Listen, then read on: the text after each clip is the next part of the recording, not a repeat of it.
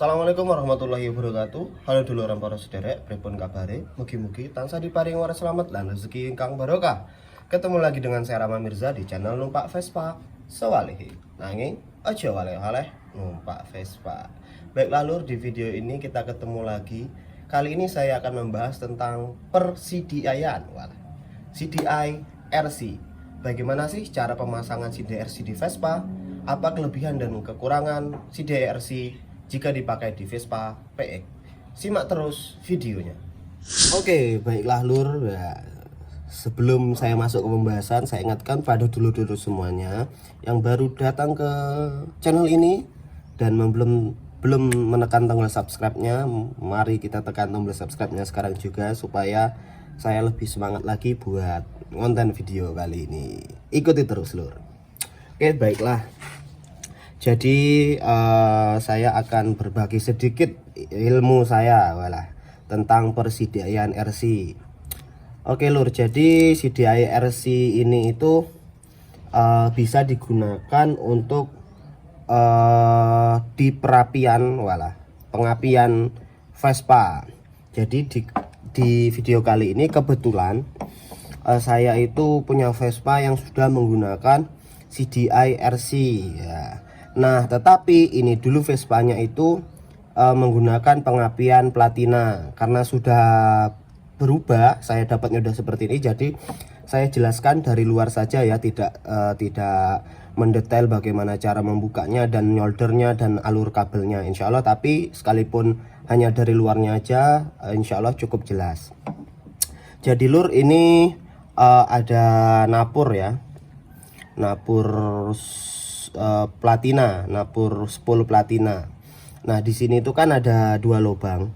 Ini biasanya satu lubangnya ini untuk dudukan platinanya ya, dudukan platinanya, dan di sini ada kondensornya.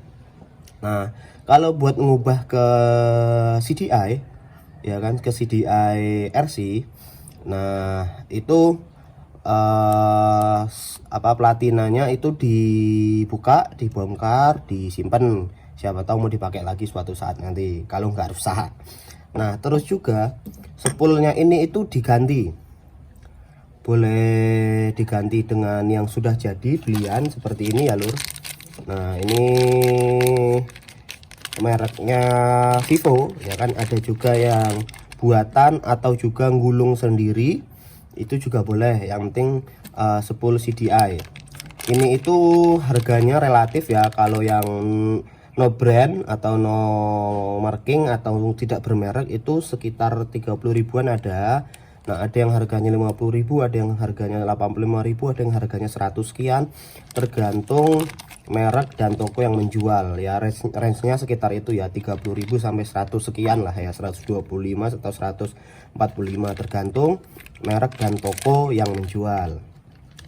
Nah, terus lagi yang spool lamanya itu dibongkar, dibuka, terus dipasang spool yang baru. Nah, nanti itu di solder kabel ya kan, solder kabel dua kabel yang keluar, ke atas, set ke CDI nya. Nah, nanti satu kabel itu masuk ke CDI RC. Nah, yang ini yang warna, kalau belum berubah ini ya, belum berubah kabelnya, itu warnanya merah sama hitam. Nah, itu masuk kabel apinya ke CDI, satunya keluar ke masa, nempel ke bodi ke masa.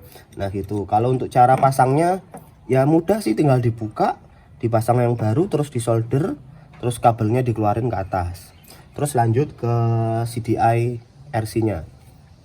Nah, CDI RC itu banyak model ya lur, banyak tipe, banyak model. Ada yang udah jadi, maksudnya yang diproduksi massal, ada yang no brand atau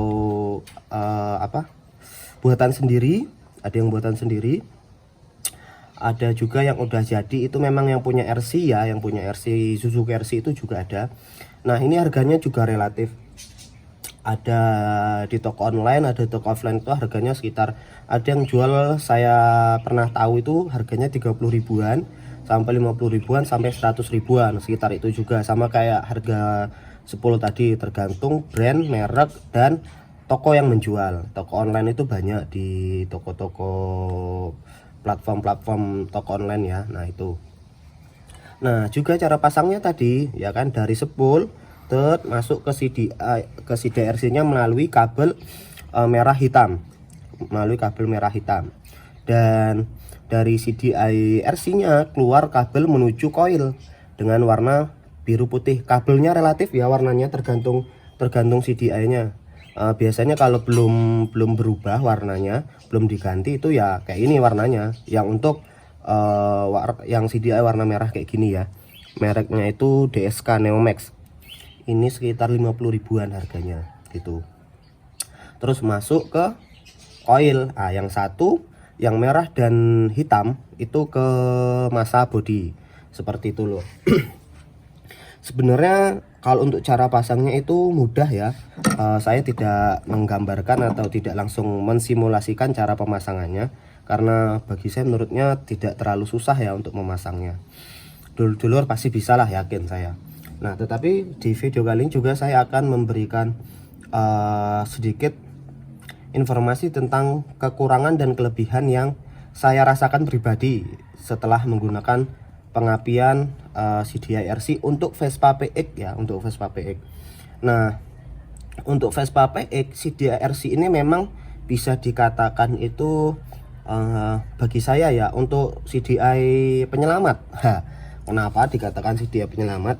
Kalau dia menggunakan spool CDI ya, memang spool CDI asli, bukan rubahan seperti ini. Itu ketika kita jalan jauh, terus kondisi CDI yang kaki 5 atau kaki 4 itu mati, ini benar-benar jadi penyelamat ya, untuk cadangan, untuk sementara waktu sampai ke titik lokasi yang kita inginkan. Misal tujuannya touring dari mana, dari daerah A ke daerah B, di tengah jalan itu macet ya kan. Untuk cadangan ini bisa banget ya kan, bisa banget. Tetapi untuk di Vespa PX saya nggak tahu kenapa ya, dia itu memang